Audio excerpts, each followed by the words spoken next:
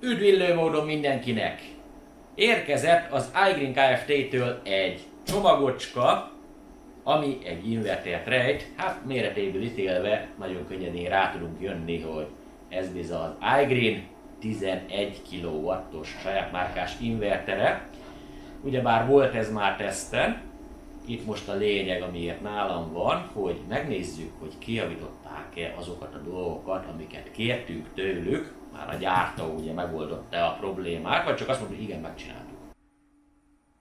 Megkötöttem az invertert, természetesen már az új tesztfalra kötöttem be, aminek a sajátossága, hogy mindent is látni akarok. Napelembe menőt, akkuoldalt és a hálózat kimenőket. 3 fázison is akár. Természetesen van mind a 3 fázison bemeneti szakaszolhatóságunk, kimeneti szakaszolhatóságunk egyúttal biztosíték is. Van egy bridge, ez arra szolgál gyakorlatilag, hogy ha itt tartós 32 ampert szeretnék kiszedni, mondjuk töltünk 7,2 kW-tal autót teszt jelleggel, akkor a ampermérőnket azt ne tüzeljük már el, ugyanis ez egy 30 amperes mérőke, hát így volt megtervezve, valóban annyi alapvetően, azzal a pici kis különbséggel, hogy én nem söntöst kértem, hanem direkt mérőt. De mindegy, majd ez majd meg lesz oldva, úgyhogy ők most nem működnek per pillanat. DC oldalon immáron 300 amperig tudunk mérni, ott minden rendben van, természetesen 100 voltig van az akku oldalunk.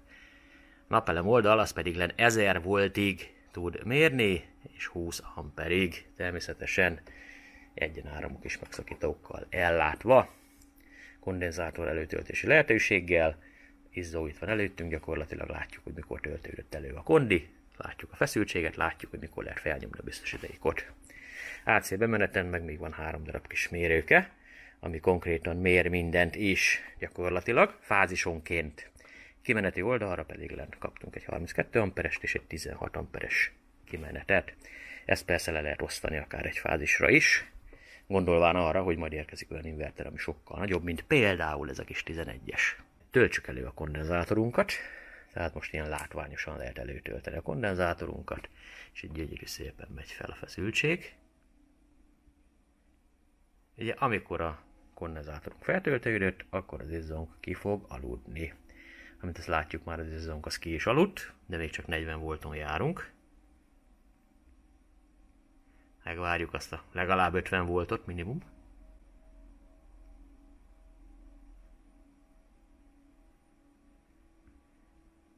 Már 52-nél járunk, tehát innentől kezdve fel lehet kapcsolni akkor a batéria kis megszakítót. Tehát innentől kezdve akár indulhat a rendszer. Ugye itt bent minden be van kötve, hosszan megnyomom a gombot, és megnézzük az első indítást, hogy elindul vagy nem indul. Természetesen itt már mindent is mutat. Ha mindent rendben csináltunk, itt meg fog jelenni a 230 volt. Meg is jelent, egy kattanás kíséretében. Innentől kezdve tudjuk azt csinálni, hogy megkonfiguráljuk a készülékünket, ugyanis ez egy szűz készülék. Tehát megnézzük azt, hogy hol van itt állítva. Tehát 230 volt van kiválasztva, 50 Hz. Ugye itt még lehetne a kimeneteket babrálni. A legfontosabb az akku beállítása. Azt mondom, hogy nézzük meg, hogy működik-e a kommunikáció, és hogy behúzza az adatokat, vagy nem, mert most AGM-be vagyunk per pillanat, amint látható. 48 volt a megállás, 54 volt a csepptöltés, 56,4 volt ugye maximum töltés. Ja, itt volt a csepptöltés, az 54 volt. De 54 volt az a pont is, amikor elkezdi újra feltölteni az akut. Minimum level 44 volt, maximum töltőáram ugye 30 amper, szóval azt mondom, hogy én most ezt nem akarom itt állítgatni, tehát hozom a kábelemet. A COM4-es portba csatlakoztattam az inverter oldali csatlakozómat, emlékeim szerint 5-ös 3-as, talán ha minden igaz, de majd kiírom a képernyőre, hanem itt pedig len ugye 1-es, 2-es lábat használjuk. És nézzük, hogy áthúz-e adatokat vagy nem. Nézzük meg, jelen pillanatban 90%-os a akunk. Bemehetünk a batéria menübe is egyébként, megnézhetjük ott is a dolgokat. Látható, hogy 0 akupak, 0 akuból áll az akupak. Tehát akkor menjünk a beállításokba legelőször. Ugye, Advanced. És mondjuk neki azt, hogy ez egy Pilontech akku. Jó. Egy kicsit várunk.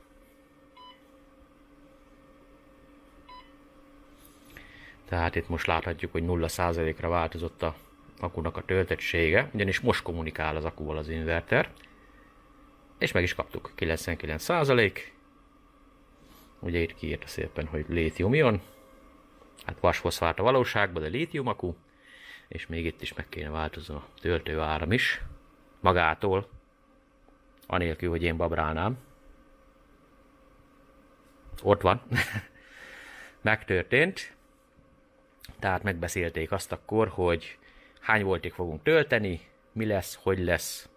De akkor most menjünk egyet, azt mondom, a menübe, és nézzük meg, hogy mi az, amit behúzott. Tehát egy Pilontech az akku. Azt mondja, hogy 10%-ig fogja meríteni az akut, és itt fog megállni a készülék. 80%-ig, ha lemerül, akkor elkezdi újra feltölteni, tehát redischarge.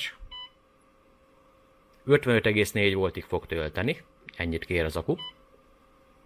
Csepptöltésben szintén 55,4 voltot kér. Minimum szoklevel 0, ami azt jelenti, ha nincs hálózat, amire át tudjon menni, akkor nem áll meg 10%-nál, hanem 0-ig merül. De itt megadhatnánk neki százalékos értékbe, hogy mennyi legyen az annyi pontosan. Töltő áramot 130 ampert kért az akku, ez meg is kapja gyakorlatilag. Generátornak a töltő áramát azt már mi babráljuk, tehát azt mi tudjuk, azt le is vehetjük, hogyha én majd a generátor részét tesztelem, akkor ne akarjon olyan sokkal tölteni.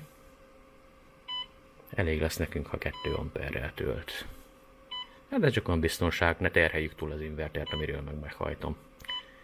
Ugye utility charging az 30 amper, de ugye innen nem fogjuk engedni amúgy se, hogy töltsön, az is igaz, hogy akkor a generátorból se fog tölteni. Maximum discharge current, itt meg tudjuk ugye adni neki azt, hogy már ha belemegyünk, hogy mennyi lehet a maximum merítő áramot az akkuból kivehet. Egy jelen esetünkben nyugodtan maradhat disable-ön, de hogyha például van nekünk egy, hát most mondok egy példát, 5 kWh-órányi akunk, akkor szépen megadjuk neki, hogy figyelj ide, 80 ampernél nem meríts többel. Olyankor azt fogja csinálni a készülék, hogy átmegy hálózatra. Na de szerencsére nekünk nyugodtan lehet meríteni, tehát nem kell ilyen kitételt adni, maradhat a disable-ön. AC input volt range generátor, maradhat így. Fault auto restart, induljon újra készülék, hogyha valami történt. Hát azt mondom, hogy induljon újra nyugodtan, engedélyezem neki. Overload bypass, hát akár engedélyezhetném, de amit ez a 11-es nem bír el, az semmi nem bír el itt a műhelybe. AC output mode single, tehát egyedül van az inverter, external CT-t nem használjuk, battery equalization, ugye nem csinálunk akku töltés kiegyenlítést, targonc akku esetén lehetne, ez lenne a feszültség egyébként, ez lenne az idő, ugye itt is egy kis időtűrés, mennyi időközönként, és hogy azonnal kezdje. Hát ne kezdje. Nincs rá szükségünk, itt meg a Discharge SOC OP2, ő lenne az OP2-nk. Itt lehet beállítani gyakorlatilag, hogy mikor induljon a 2-es kimenetünk, van egy második kimenetünk, az időt is meg lehet adni természetesen. És az időintervallumot is, hogy hány óra és hány óra között menjen. Itt megint ugye a töltésbeállítás 2-esre vonatkozóan. Még mindig az időnél járunk. És az 5 LED Calibration, ez egy érdekes kis funkció, ebbe menjünk is bele. Ja, abban nem tudunk belemenni, de a Reverse LED Calibrationbe bele tudunk menni. 200 watton van gyárilag. Ez lenne az a beállítás, mennyi az a teljesítmény, ami mindig a hálózat felől jöjjön. Emlékeim szerint 300 watt volt a legnagyobb. 300 watt a legnagyobb. Jó, hát ezt most nem bántjuk, úgyhogy csak ezt kell, kiléptem. RSA data log lenne az, hogy töröljön minden adatot a készülék, és itt lehet resetelni, és hogyha szétnyomkodjuk minden irányba, és már nem bírunk vele, akkor gyáriba beállítani. Természetesen meg kell adni hozzá a jelszót, ami a könyvben benne van. A firmware upgrade a firmware frissítés, export log, ugye itt is lehet resetelni, ezt is kitörölni, és körbe is értünk. Tehát egy alapbeállításunk most már van.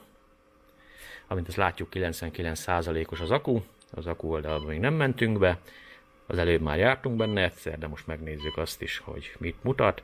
Azt mondja, hogy az akku egy darab akku, és a csomagon belül egy darab akku van. Tehát ha még egy akut hozzácsatlakoztatnák, tehát tovább fűzném ezt az akut még egy akuhoz, abban az esetben itt 2x lenne. Előző alkalommal ezt meg is néztük. Ott ugye az volt a probléma csak mindösszesen, hogy a százalékkijelzés nem volt jó. Az fontos, hogy ne felejtsük el bekapcsolni a napelem oldalt. Ha nem kapcsoljuk be, akkor bizony nem fog menni. Felkapcsolom a PV1-et, és amint az látható, itt meg is jelent ez a 360 volt környéke. Felkapcsolom a PV2-t, ez pedig a 250 voltos kis stringecskénk. Láthatjuk, hogy a munkapontokkal hogy játszik. És azt is látjuk, hogy itt elkezdte tölteni az akut. Már 50 amperrel tolja neki. És most egy valós munkapont keresést látunk. Tehát beterheli a stringet annyira, amennyire csak bírja, hogy a legtöbb áram jöjjön ki a legeslegmagasabb feszültségen. Amivel az akunk ugye tele van, éppen ezért ugye nem sokáig fog ez így menni. Tehát nagyon hamar el fogja engedni egyébként a stringeket. Hát ez így ennyi volt, egy ilyen nagy lökéssel fel is töltötte teljesen.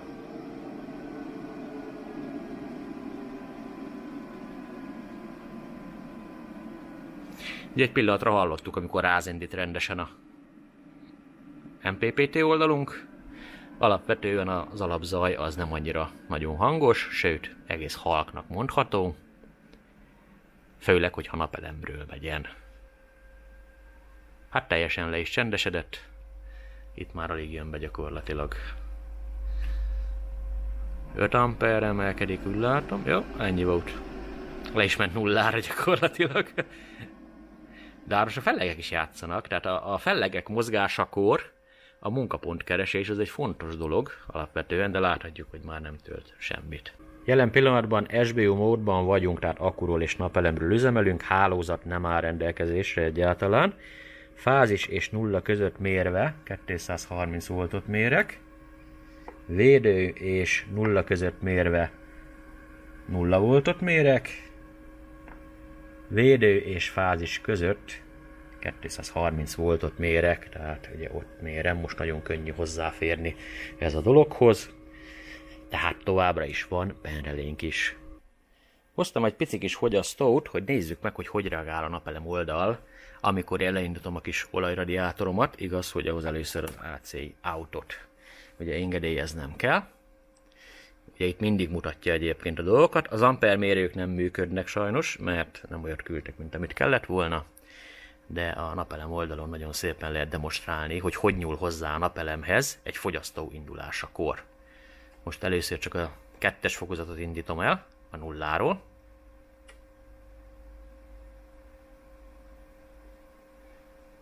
Most a 3-ast.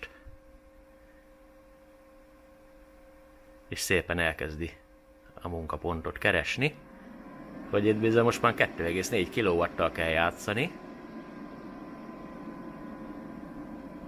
És látható, hogy a fellegek hatására 200 volt alá is bement egyébként a 2-es stringünknek a munkapontja. És az 1-es stringünk is eléggé be van terhelve. De ahogy süt ki a nap, nézzük meg, hogy változnak. Most süt ki a nap. Megváltozik minden szépen menet közben. Egy nagyon érdekes dolog ezt így élőbe látni, mert az inverteren ugye ez nem látszik alapvetően. És ha megállítom a fogyasztómat, akkor látszik, hogy elengedte a napelem oldal teljesen. Jelen pillanatban SUB módban vagyunk, látható ott van ugye a hálózat is, van napelem is, van akku is. Menjünk egyet a menübe, a beállításokba, Advancedbe, és a gyári beállításban van az, hogy pontosan mit vegyen a hálózatból. Konkrétan 200 wattos beállítás van. Nézzük akkor, hogy ha a kedves olajradiátoromat elindítom. Majd most, igen. 1400 watttal meg is rántja a kis hálózatomat. A sárgából kapja egyébként a villanyt. És egyszer csak elkezd így zizegni az inverter, és látható, hogy most működik a napelem oldal is. Hálózatból vételezett ilyen 270 watt körüli. Hol kevesebb, hol több. Na de mi van akkor, ha én megállítom ezt a fogyasztót? Hát az van, hogy visszarugás történt. Tehát elment a hálózat, láthatjuk. Itt is elment, ott is elment a hálózat. Itt is elment a hálózat. Egy 8-as kód keretei között. Szóval most csináljuk azt akkor, hogy ne legyünk milyen vadak. Feljebb vesszük egy kicsit ezt az értéket.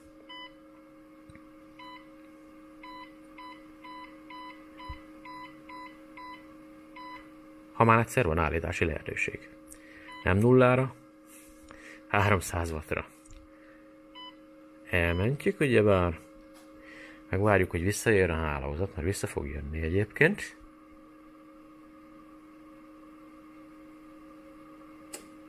Most kattant valami. Ott a kis jelecske, hogy van megint színusz. És mindjárt összecsatlakozik.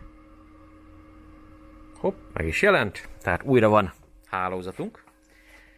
Ugye ott is ott van a meddőnk is, utána már rögtön. Na, nézzük ezt a dolgot. Elindítom. 1400 watttal megrántottam. Még napelem oldal nem dolgozik, mindjárt fog. Hopp, most kezdett el dolgozni. Lehozta ilyen 370 wattra, 380 wattra. D pozitív természetesen mindvégig. És akkor most próbáljuk meg megállítani, hogy mi történik. Igen, már is nem annyira érzékeny, hogy feljebb vettük. Miért nem lehet feljebb venni egy kicsit? Egy picivel még feljebb venném egyébként, hogy még biztonságosabban menjen. Na de csináljuk meg még egyszer. Elindítom. 1425, 29. Itt is annyi ám egyébként. Csak ugye itt, valamiért itt nézem mindig, nem tudom miért itt nézem. Ott van, 380 körül van. Megállítom. És megmaradt. Na de. Ez továbbra sem egy kettős konverziós, úgyhogy adjunk többet egy kicsit neki. 2200 watt körül vagyunk. Mindjárt elkezd majd dolgozni majd a napelem oldal megint. Azaz. Le is hozta. Ugyanúgy ilyen 390, 391. Hát 390 környéke. Mi van akkor, ha most ezt leállítom? Akkor már vissza tud rúgni. Tehát van az a pont, ahonnan nem tudja magát olyan hirtelen visszaszabályozni, de van az a pont, ahol megoldható. Tehát érdemben a készülék az nem változott, ugyanazt tudja, amit eddig is tudott. Ha marad rajta egyéb fogyasztó, akkor teljesen más kategória nyilvánvalóan. Én most szélsőséges eseteket szimulálok. Mindig is ezeket szimuláltam. Tehát nem kettős konverziós, hogy 0-ra le tudja magát redukálni, mert kettős konverziós ilyet nem csinál, ugye. Megnézem a Wi-Fi applikációt is, hogy jól működik-e vagy nem. Megnyitjuk szépen a böngészőbe. Az Energy Mate nevezetű valamire van szükségünk. Telepítjük.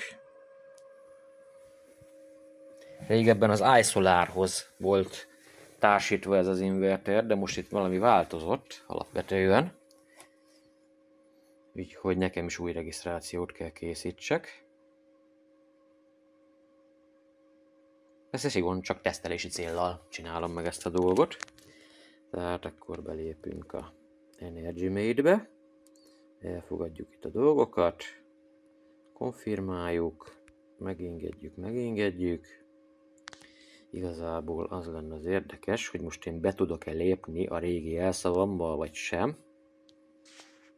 Tehát én most beírtam a régi felhasználó nevemet és a régi jelszavamat, meglátjuk, hogy beenged, vagy nem enged. És természetesen beenged alapvetően. Ez pontosan ugyanaz, mint hogyha a SmartTest látnám, és alapvetően fel is ajánlotta, hogy itt van a közelben egy eszköz. Ezt önmagától ajánlotta fel. Hát azt mondjuk, addoljuk akkor hozzá. Confirm. Az alkalmazás használata közben megengedjük. Ugye ott van már a számsorozat, ez maga az inverterünk konkrétan. Az előbb már Wi-Fi-n már megnéztem.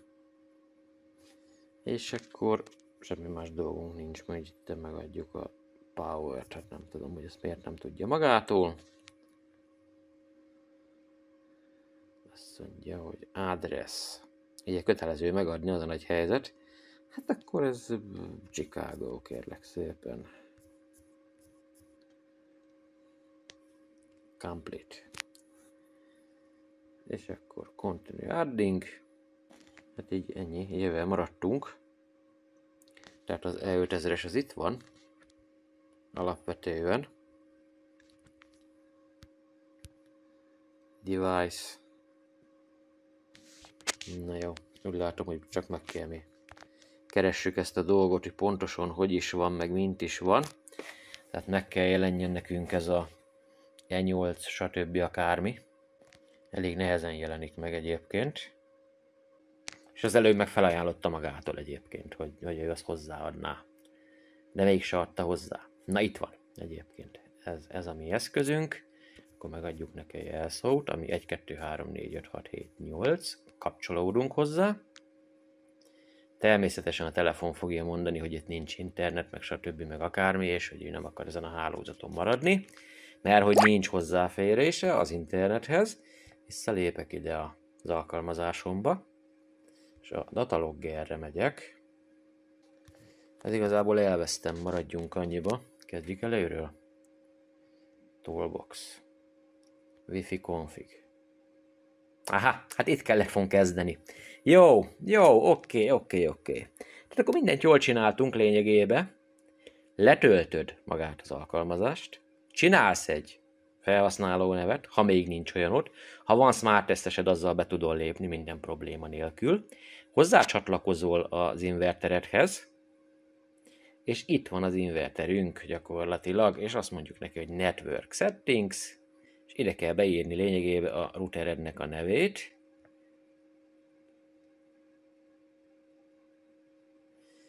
Ami egyébként a Microsilver LD lesz. Szóköz LD. Ide pedig a jelszót kell beírni. Konkrétan a Wi-Fi-nek a jelszavát. És ha ezt megadtad, akkor azt mondod neki, hogy setting. Router setting success, tehát elvileg most kommunikál az inverter a routerrel, tehát most fog majd kilátni az internetre. Kicsit meg van bonyolítva alapvetően, de csak fog ez menni, úgy néz ki. Akkor próbáljuk meg belépni. Van egy aktív valami. Napelemből ugye semmi nem jön be.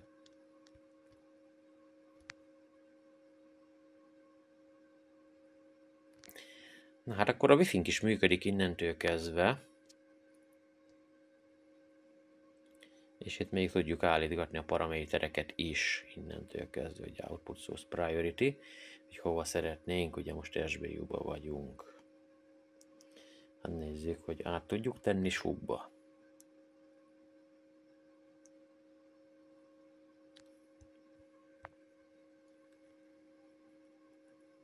Még eddig nem ment át. Én közben itt nézem.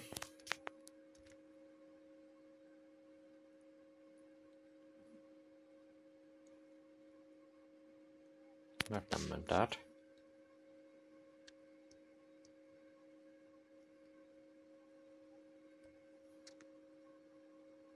Hát persze. Jaj, hogy a issue a mentés, és akkor át is ment. Igen, tehát most áttettem SUB-be, és rá kell olyankor nyomni az issue-ra, ahhoz, hogy elküldjük a parancsot az inverternek. Hát konkrétan, hogy ezt meg tudjam mutatni, ahhoz nyitok egy kamerát itt a képernyő felvételbe, és akkor most már ott nem az SBU felirat világít, hanem a SUB alapvetően. Hát nagyon jó egyébként. Na de itt mindent lehet akkor állítani innentől kezdve, szépen ügyesen, hogy generátor, utility, stb. Kimenő frekvencia, meddig működjön a kettes kimenetünk, meg mindent is. Az időzónát is be lehet húzni, de ő be is állította Párizsra egyébként, az nagyon-nagyon jó. Hát innentől kezdve akkor így annyira nagyon nincs semmit itten állítgatni rajta, mert ezeket a dolgokat amúgy is beállítottuk már, wifi kapcsolat nélkül is. Most egy téli estét fogok szimulálni, amikor gyenge az akunk, attól most tekintsünk el, hogy az akunk nem gyenge, mert most pont 100%-on van. A lényeg az, hogy látható SUB módban megyünk, és hálózattal össze vagyunk kötve. Konkrétan 240 voltos per pillanat a kimenőnk, tehát ugye innen kapjuk most a villanyt. Pontosan azért, mert nem akarjuk, hogy a akunk merüljön. Na de most történik egy olyan, például, hogy elmegyen a hálózatunk, valami oknál fogva. Tök mindegy, leszakadt a vezeték, bármi történt, elment a hálózat. Mi tudjuk, hogy az akunk gyenge, és ezt valahogy, mit tudom én, észre is vettük, valami oknál fogva, kifáradunk a generátorunkhoz, itt a generátorportra van rákötve ez a vezeték, és beindítjuk a generátorunkat. Mert nem akarjuk az akut tovább meríteni, mivel amúgy is gyenge. Tehát elindítjuk szépen a generátorunkat, és azt fogjuk látni, hogy szépen átállunk akus módról generátorüzemre. Mindjárt meg fog ez egyébként történni, tehát ott már maga a feszültségikon ott már meg is jelent, és lejjebb fog menni a feszültségünk, ugyanis a generátorunk most nekem esetemben 220 voltot ad csak, látható lejjebb is ment, tehát most generátoros üzemmódban vagyunk, ezt egyébként ugye itt lejjebb a menüben is meg tudom mutatni. Ugye az AC input mutatja a házikó felől 0 volt jön, generátorból 219. Na de, ugye mi nem kapcsoltuk le ezt a kimenetet, én most csak azért kapcsoltam le, hogy szimuláljam az áramszünetet. Mi van, ha visszajön az áramszünet, és közben nekünk a generátorunk még működik? Hát meg fogom mutatni. Semmi nem fog történni, csak annyi, hogy átáll először akus módba a készülék, tehát már nem a generátorról megyünk, 230 volt per pillanat, és beáll hálózatra. Mindjárt feljebb fog ugrani majd a mutató. Hopp, feljebb ugrott 240-re. Tehát a kettő bemenet teljesen külön van egymástól, és párhuzamosan jelen lehet mind a két oldalt a betáp, nem fognak összeveszni egyáltalán. Természetesen, ha elmegy a hálózat újra, nem miért nem mehetne el a hálózat, ő megint akus módba váltott először, és aztán meg beáll generátorra. Mert mondjuk nem vettük észre, hogy visszajött a hálózat, de közben is ment megint, és a generátorunk még jár. Ez most csak feltételezések alapvetően, de nem csattan össze semmi semmivel, tehát most megint generátorüzemben megyünk. Tehát továbbra is jól működik a készülék ebből a szempontból is. Kétirányú betáplálást lehet neki adni, a kimenetünk az mindig valamilyen lesz, egyszerre nem tud az összes menni, tehát vagy hálózatot kap, vagy generátort kap, vagy akku és napelemes üzemmódban fogunk tovább menni. És akkor legyen már valami klasszikus is. Ha már egyszer minden be van kötve, most azt csináltam, hogy összekötöttem a 3 fázist, tehát ugye ami az inverterből kijön, most már nem csak az L1-en fog kimenni, hanem a 3-ason is, tehát hogy tudjam kihasználni a teljes kábel keresztmetszetet, és elindítsak minden fogyasztót itt. Azt mondjuk neki, hogy ide lépkedünk a loadhoz, és az 1-es oldalon fogjuk nézni a loadot wattba. Ampermérőnk azok nem működnek még. Akkor indítom az első fogyasztómat. Egy kapásból 3300 watt. Indítsunk még egy kicsit. 4700, 5000 watt. 5400. Csak jelzem, full napelemből csináljuk. És milyen érdekesen változik a munkapont. De kapcsolok még.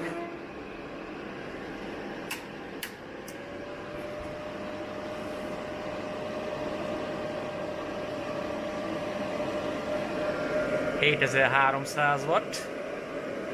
Még kapcsolok. Jön az olajradiátor. 9700 watt. Plusz kompresszor. Na most kell nézni az órákat. Ki vannak akadva.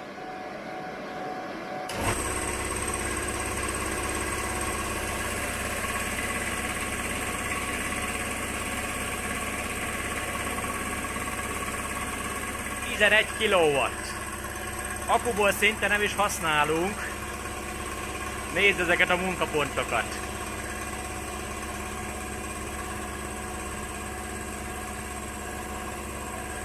Alig használjuk az akut, szó szerint.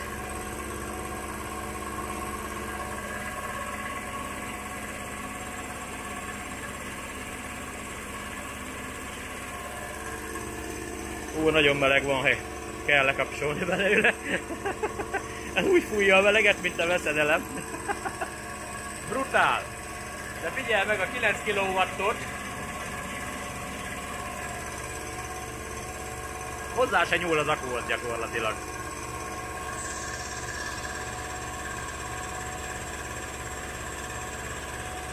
És akkor most nézzük meg, hogy sorba lekapcsolgatom az eszközöket. Hogy alakulnak a munkapontok. Leveszek az olajradiátort.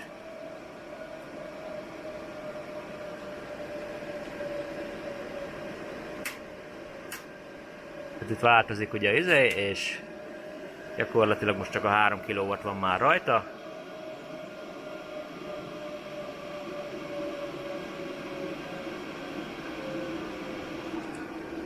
És kihúzom a többit is. És itt teljesen elengedte a stringet mondhatni. Betyáros, amit kivér egyébként, azt lehet mondani. Hát ezek mikor elkezdték itt fújni a meleget, már majdnem mint a szaunába. Gyakorlatilag úgy éreztem magamat. Tehát itt is fújt, itt is fújt, itt is fújt, ott is fújt, ott is a meleg száll felfele, és itt is a kompresszor is itt mellettem. Na! Bír. Az a lényeg, hogy ez továbbra is nagyon-nagyon erős készülék. Én tartom egyébként azt, hogy 80%-os szabály, tehát azért nem 11 kW-on járatni reggeltől estig, még akkor se, ha van miből, akkor kicsi számodra ez az inverter, de hogyha ilyen csúcsokat akarsz megdönteni, hát ha van megfelelő napelemmennyiséged, normális akkumulátorod, stb. Meg tudod csinálni. Lehet, minden további nélkül. Egy érdekességet véltem felfedezni, még itten próbajáratom, idézőjelbe, hogy meleg a teteje. Én értem, hogy meleg a teteje, de nagyon meleg ott, ahol befele kéne szívja a levegőt, és átadott is 40 akárhány fokos. Itt lent csak ilyen 34 fokos alapvetően. Itt mondjuk a napelem oldalnál, most hogy a napelem oldal az éppen dolgozik. Immáron már szívas nélkül megyünk, több mint 2 órája. Ugye hagytam, hogy akkor természetes közegébe hűljön vissza, hogy hadd lássuk, hogy milyen az olyan. Ugyanaz a terhelés van rajta pont, mint eddig.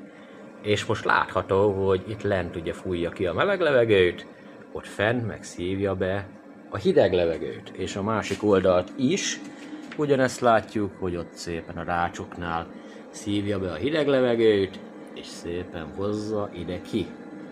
Tehát ide alóra fele fúj. Látszik az is, hogy ide erre a területre fúj az órák alá, hogy itt jön ki a meleg. Eddig meg megrekedt ott bent a meleg, csak nagyobb fordulaton tudta magát jól kiszellőztetni, mert a szivacs nem engedte. Én szerintem ez így sokkal, de sokkal jobban szellőzik, hogyha engedjük, hogy ez a levegő áramoljon. Hát a 6 kW-osnál is ugyanezt vettem észre, hogy a szivacs jó dolog, mert megfogja a port, de viszont a levegő áramlást is. A Wi-Fi-nek köszönhetően egyébként vannak regisztrált adataink is, tehát meg tudjuk azt is nézni, hogy a munkapont az nem csak napközben jó, hanem reggel, amikor felkel a nap, például akkor is. Ugye, ha egyet balra lapozunk, akkor itt vannak a statisztikák, ugye ez a napi statisztika. Alapvetően ugye itt ki tudnánk választani azt a pontot, amiről éppen szó van. És láthatjuk azt, hogy korán reggel már elértük itt a 4, hát majdnem 5 kW-ot is alapvetően. De hogyha egyet még balra lapozunk, akkor be tudunk ide menni és ki tudjuk választani például a PV1 input voltage-t, tehát ezzel szokott a legtöbb gond lenni.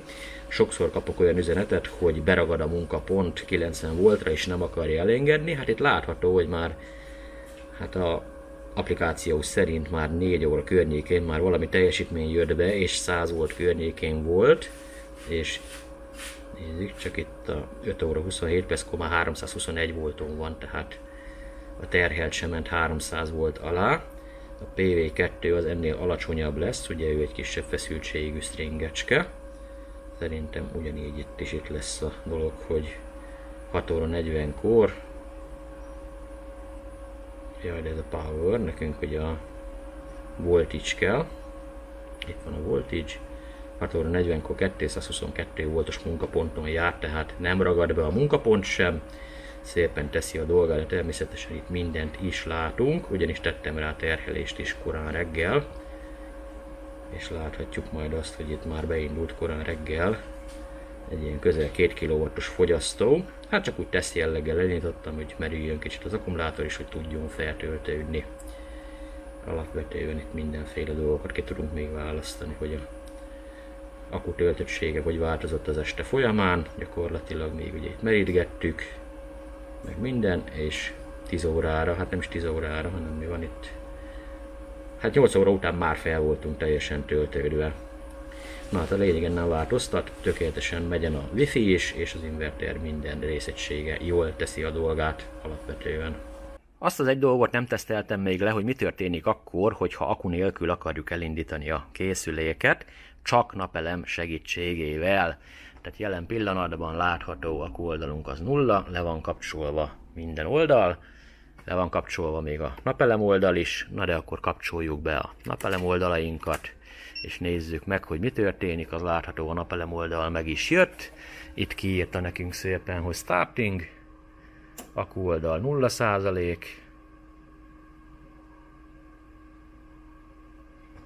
hálózat oldali kimenőnk az még nincs, de természetesen nincs bekapcsolva az inverterünk sem, tehát akkor megnyomjuk hosszan a gombot, elkezdett világítani, és akkor valami kattant, és bizony már van is 230 voltunk, és beindult a kályhám is itt mellettem, ugye ide van csatlakoztatva az 1-es fázishoz, tehát működik a készülék csak napelemmel is. Természetesen ez nagyon-nagyon nem életszerű, ugyanis ha jön egy felleg, akkor meg fog állni, és nem fog magától újraindulni nagy valószínűséggel, de most ezt leteszteljük akkor. Tehát jelen pillanatban ugye kapunk mind a 2 napelem stringből valamennyi villanyt, ezt a közel 2 kW-ot használjuk, látható 0%-os az akunk, de be tudunk azért menni, hogy nézzük meg, hogy valóban 0. Nézzük meg a PV bemenetet, 1 kW jön az 1-es stringből, és hát majdnem 1 kW a másodikból is. Ugye AC inputunk nincs egyáltalán, semennyi sem. Se generátorból, se nem generátorból. A load side-on viszont már tudunk nézelődni, ott van, hogy 229 volt, 230 volt, tehát elég instabil.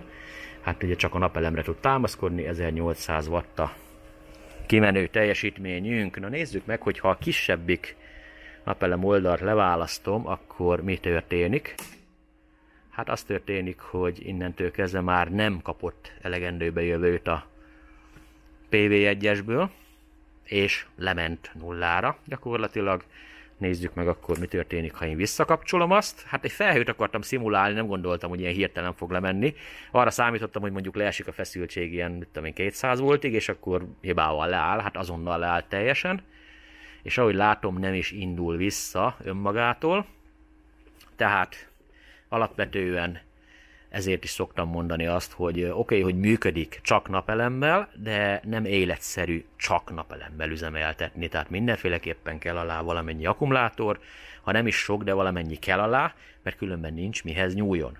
Alapvetően a javallott akkumulátor mennyiség az legalább 3-szoros legyen, mint amekkora az inverter, tehát esetünkben egy ilyen 30 kWh-t azért alá kéne tenni, hogy valami tartalék is legyen a rendszerbe, de a minimum a 2-szöröse, tehát egy ilyen 20 kWh-t, és ugye legalább 200 amperrel tudja megterhelni az akku oldalt, tehát akkor fog tudni úgymond minőségien üzemelni a készülék, mert lesz napelem is, lesz alatta akku is, és ha még az nincs, akkor esetleg mehet a hálózatra, amennyibe adunk hozzá hálózatot. Hát most ez mindenkinek saját preferenciája, hogy ad-e neki hálózatot, vagy nem ad.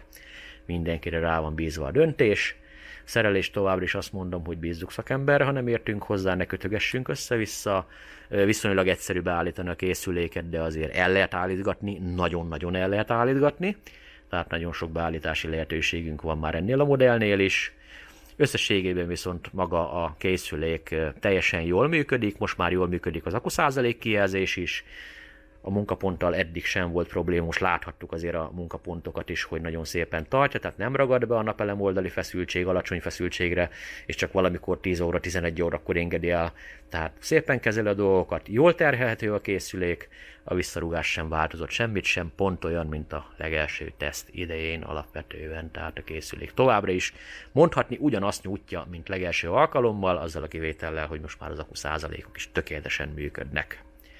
Én köszönöm szépen az AIN Kft-nek, hogy eljuttatta hozzám a készüléket, és hogy megnézhettük, meggyőződhettünk róla, hogy továbbra is minden úgy működik, ahogy az elő van írva.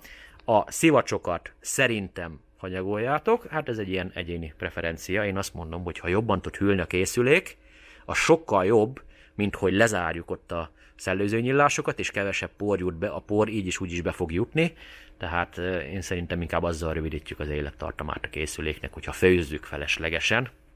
A jobb szellőzés az mindig jobb.